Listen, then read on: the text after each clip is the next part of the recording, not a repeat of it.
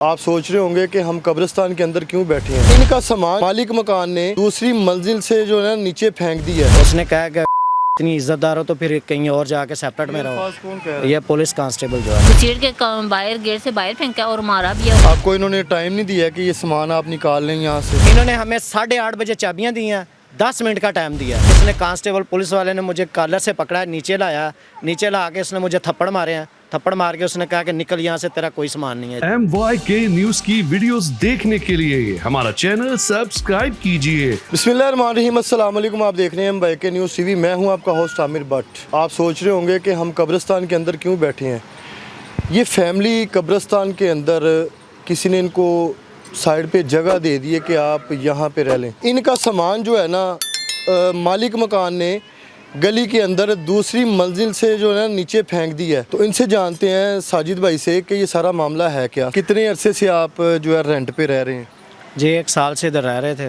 ठीक है। तो इन्होंने कहा था कि हमारा जब हम किराया देते थे ना, इनसे हम रसीद मांगते थे। ठीक है। तो ये कहते थे कि रसीद ना दे देंगे, क्या हो गया, कुछ नहीं होता। कितना है?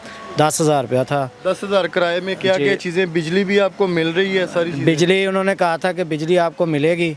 जब मैं पता करने आया था, लेने के लिए आया था, उस वक्त इन्होंने कहा था कि इधर बिजली नहीं जाती। मैंने कहा कि चलें ठीक है, इधर आ जाते हैं। मकान भी ना खस्ता हालत के हैं, इस वजह से 10,000 रुपया किराया। ठीक है। ऊपर से ना पानी गिरता था। ठीक है। तो हमने कहा कि चलो एक तो किराया कम है, चलो कोई बात नहीं है, मकान पानी बारिश छुपाने के लिए एक छत तो हाँ मिल जी। गई ना, बच्चे छोटे। हाँ जी।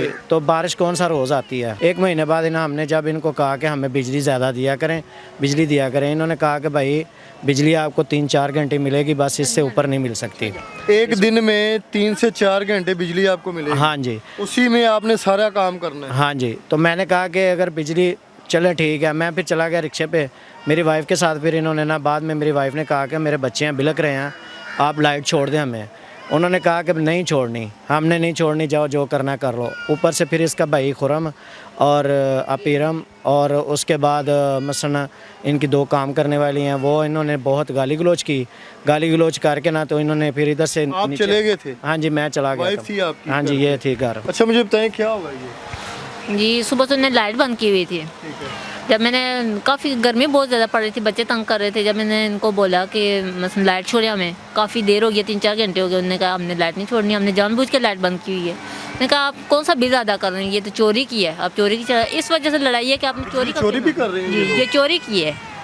जी ये चोरी की है। वो उन्होंने कहा कि चोरी का नाम क्यों लिया है। जो बाकी क्वार्टर वाले ना, उनको अलग छुपा के तार लगा के दे देते थे। जब हमारी बंद होती उनको अलग तार लगा के दे देते थे, तो वो बोलते नहीं थे। उनको ज़रा उनको कितने क्वार्टर बनाए हुए हैं? कितने मतलब कि वहाँ पे किराएदार? 16-17 फैमिलियाँ रहती थी। 16-17 फैमिलियाँ रहती थी। पर 16-17 फैमिलियाँ इस इलाके में, इस घर में रह रही हैं जहाँ पे आप रेंट पे रहते थे? जी जी। पर उनको ना तार लगा के अलग तो उनको दे देते थे, हमें नहीं देते थे। ठीक है। उनके साथ ना एक कांस्टेबल था, वो मिला हुआ था। वो हमारी ना पिछले साल वो यहाँ आया करता था, वो शराब नोशी किया करता था। यहाँ उसके कोई रिश्तेदार रहते थे। मैंने 1-2 मरतबा मना किया कि भाई ऐसा ना किया करें, यहाँ के हम ख़ानदानी लोग हैं, शरीफ लोग हैं, हमें नहीं अच्छा लगता है। उसने हमारे साथ एक दुश्मनी बना लिया, हमें नहीं पता चला। वो इस साल वो रेंट पे है, उसने कहा कि मैं एक बदला लेने आया हूँ। कांस्टेबल कौन ही गए? ये पुलिस वाला इधर रहता है। उनके पहले नहीं इधर रहता था, पहले इधर है ना उसका इधर कोई दोस्त रहता था। इधर ना सेपरेट नहीं है ना क्वार्टर है, सेपरेट खुद ही करने होते हैं, पर्दा लगा के ना, तो खुद ही आगे से मसलन सेपरेट करने होते हैं। तो बाहर जो बर्तन धोने वाला खुरा है, ये वो सारा कुछ साइड मसलन सबका एक ही है, सारी फैमिलियों का, 3-4 फैमिलियों का। तो वाशरूम में मसलन 3 फैमिलियों का एक वाशरूम है। तो वो ना आता था इधर, वैसे उसके दोस्त था इधर कोई रहता, तो उसके पास आता था, बैठ के ना शराब नोशी करता था करके। तो हमें ना ऐसे मेरी वाइफ ने एक दिन बोला कि हम पर्दा दौरा देखी है सारी? हाँ जी। तो फिर मेरी वाइफ ने उसको कहा कि मुझे भी इसने बताया जब मैं रात को आया हूँ, इसने कहा कि आज ना वो कांस्टेबल वाला फिर आया हुआ था, उसने इधर पिस्टल लगाया हुआ है, वर्दी पहनी हुई आता था। तो इसने कहा कि बच्चे डरते हैं, आप वर्दी ना पहन के आया करें, तो आप ऐसे आके इधर बढ़के लगाते हैं, तो ऐसे ना काम किया करें, हम इज़्ज़तदार लोग हैं, चलें क्या। उसने कहा कि अगर तो इतने इज़्ज़तदार हो ना, इतनी इज़्ज़तदार हो तो फिर कहीं और जाके सेपरेट में रहो। कौन कह रहा है? ये पुलिस कांस्टेबल जो है, ये अल्फाज आपसे बोले उन्होंने? जी उन्होंने इस तरह बोला है। और पिछले साल उन्होंने फिर इससे भी ज़्यादा उसने बोले हैं। उसने आप मुझे ये कहा था कि आप यहाँ रहोगे, मैं तेरे कपड़े फाड़ूंगा। मेरे कपड़े फाड़ने तक आ गया था। उसने मेरे हस्बैंड को मारा भी है। घसीट के बाहर गेट से बाहर फेंका और मारा भी है, और लंगड़ा लंगड़ा सब लंगड़ा लंगड़ा कहते हैं। ये तो अल्लाह की तरफ से हैं। जैसे भी यहाँ आपके सामने बैठे हुए मुझे आज तक कहीं काम करने नहीं जाने दिया। मैं घर से बाहर गेट तक जाकर मैंने सब्ज़ी तक नहीं दी है। और जो वहाँ बाकी फैमिलियाँ रहती हैं ना, उनके मर्द गाद रहते हैं, बीबियाँ जाके रोंगू के घरों में घर साफ करके काम करके आके उनको खिलाती हैं। अच्छा, ये सामान कब फेंका है इन्होंने? आपको इन्होंने टाइम नहीं दिया कि ये सामान आप निकाल लें यहाँ से? सर ये पहले ना मेरे सामान के ऊपर ना बेईमान हो गए थे, मंगल को इन्होंने बेईमान हो गए थे। तो मैंने जाके थाने में, ये जो रौला चल रहा था ना, इसी रौले से उन्होंने हमें रात को ना निकाल दिया घर से बाहर। रात को 12 बजे हुए थे, हम इधर बाहर ये दीवार के साथ बाहर बैठे हुए थे, तो बच्चों को लेके। तो फिर इधर से एक ना अल्लाह का बंदा गाड़ी वाला गुजरा है, उसने कहा कि क्या बात है। मैंने कहा ये बात है। उसने कहा 15 पे कॉल करो। उस दिन भी मैंने 15 पे कॉल की है। 15 पे पुलिस आई है, आके उसने कहा क्या माजरा। मैंने कहा कि ये माजरा हमारे सामान के ऊपर इन्होंने हमें बाहर निकाल दिया है और कहते हैं आपका सामान इधर नहीं है, तो हमारा सारा उधर सामान पड़ा हुआ है, मेहरबानी है हमारा सामान हमें दिला दे। उसने कहा कि चलो ठीक है आओ। वो फिर हम उधर गए हैं, तो आगे से वो पुलिस कांस्टेबल जो है बाहर गली में लेटा हुआ था, तो वो आया, वो जो पुलिस आई है उसने उसके साथ को गेटमेट किया है। गेटमेट करके हमें ऊपर ले गए हैं हमारे घर में। उन्होंने जाके एक कमरे का दरवाज़ा खुलवा दिया, उन्होंने कहा कि ताला खोलो, इनको सामान इनका है। वो हम उधर लेट गए हैं।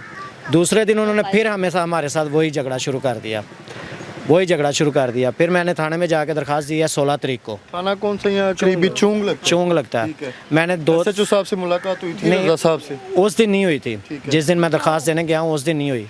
फिर हमने दरखास्त जब दी है, दे के सारा कुछ किया है, 16 तारीख को हमने दरखास्त दी है और हमें नहीं फ़ोन आया। ये कहा गया कि समीउल्लाह साहब के पास मार्क हो गई है, आप जाएं।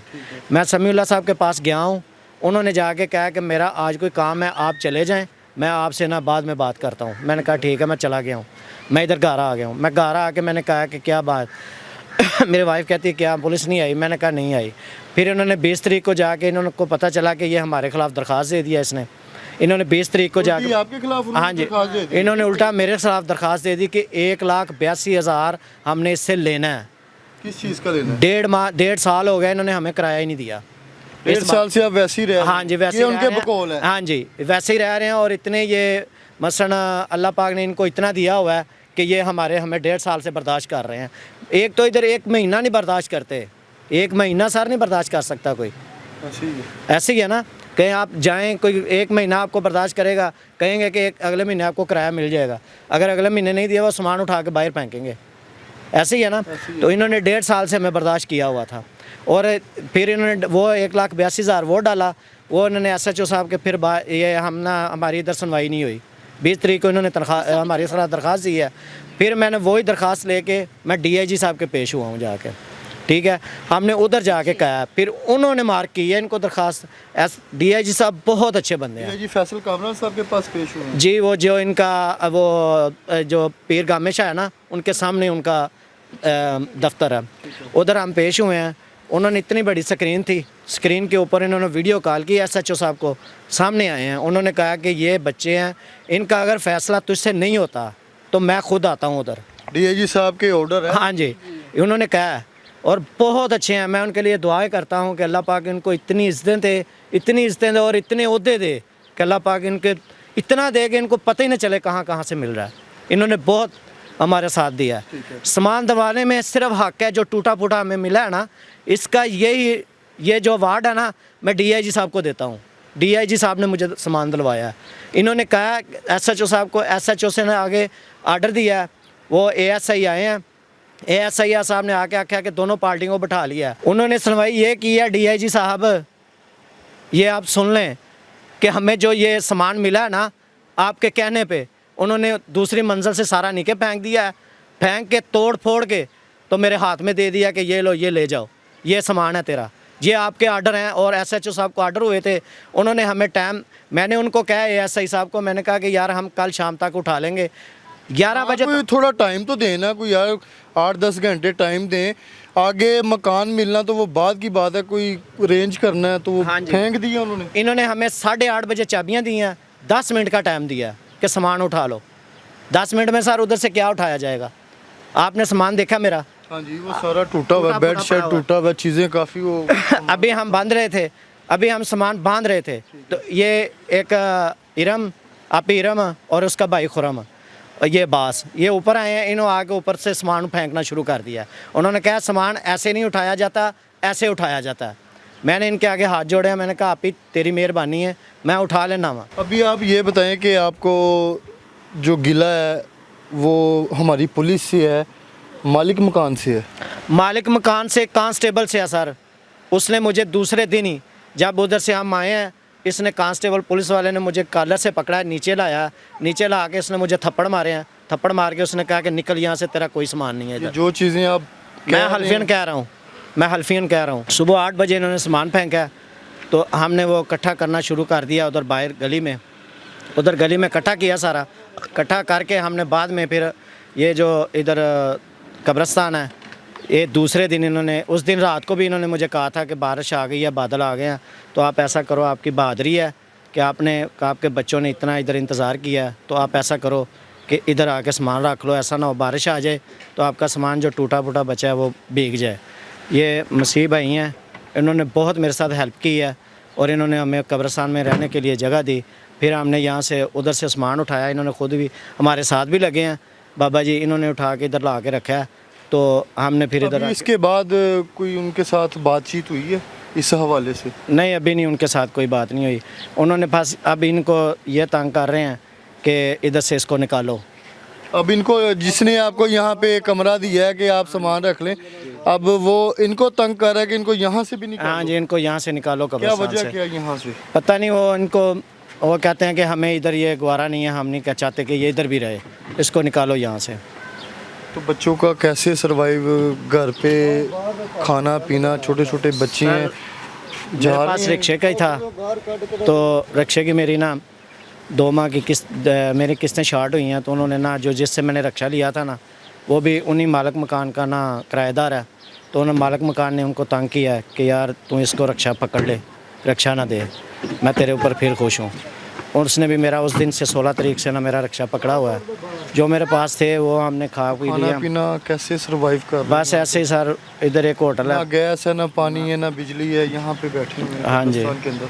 बस सर इधर देख लें, कैसे बच्चे भी देख लें आप, बच्चों के भूखे प्यासे हैं बहुत, इधर मसना दर बदर की ठोकरें खा रहे हैं। ये हमारी आवाज़ जो है बीबी मरियम तक जाए, मरियम नवाज़ वज़ीर आला पंजाब बहुत अच्छे हैं, उन तक जाए, बड़े जो अहदेदार हैं उन तक जाए और हमें इंसाफ मिले। जी बिल्कुल नाज़रीन, हमारे साथ भाई मौजूद थे और इनकी फैमिली जो है अभी कब्रिस्तान के अंदर ही है, सारा सरवाइव जो है ये कब्रिस्तान के अंदर ही जो है ना मैनेज कर रहे हैं, ना बिजली, ना पानी, ना गैस। और जिन्होंने यहाँ पे एक इनको छोटा सा कमरा दिया है सिर्फ सामान रखने के लिए, और बाहर चारपाइयों पे ही इन्होंने सोना है और यहाँ पे इन्होंने खाना पीना है, कि बड़ा मुश्किल इनके लिए हो गया है। लेकिन ये एकदम से जो इनकी ये चेंजिंग, इनकी जो ये सारी तब्दील हुई है ना, ये सिर्फ उस मालिक मकान की वजह से हुआ है कि बच्चे इनके जो दर बदर, बच्चे स्कूल तो नहीं अभी जा रहे, छोटे हैं, छुट्टियाँ हो गई हैं, छुट्टियाँ हो गई हैं, छोटे बच्चे हैं। नाज़रीन, प्रोग्राम का फीडबैक लाजमी दीजिएगा। इसी के साथ अपने होस्ट आमिर भट्ट को इजाज़त दें। अल्लाह हाफिज़।